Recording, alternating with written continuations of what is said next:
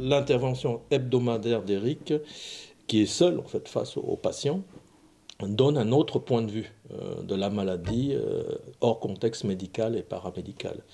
Et c'est en quelque sorte un discours rassurant pour le patient sur le vécu, en vrai, d'une pathologie chronique de tous les jours. Oui, parce qu'Éric, vous intervenez en tant que patient et qu'ancien patient surtout de la réadaptation. J'interviens en tant, alors sur les deux tableaux, sur responsable du club Cœur et Santé et en tant que patient, qu'ancien patient et toujours patient d'ailleurs au sein de la clinique. Et ça permet d'être un petit peu un lien entre le médical et les patients. Je suis en quelque sorte une petite charnière et c'est assez souvent que les gens viennent se confier et me diront ce qu'ils ne diront pas à leur médecin. Oui. Oui, vous avez forcément des versions différentes ou des visages différents des patients.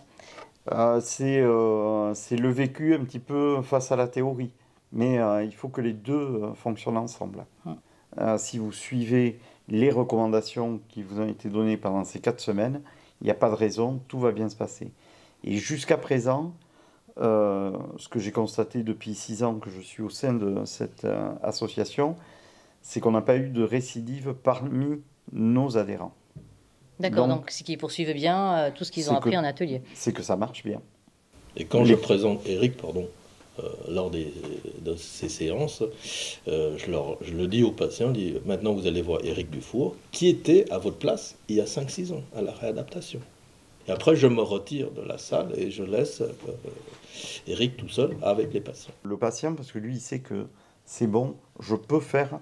On m'a dit, on m'a réentraîné pendant 4 semaines. Donc, je suis apte à effectuer l'effort. Et je connais mes limites maintenant.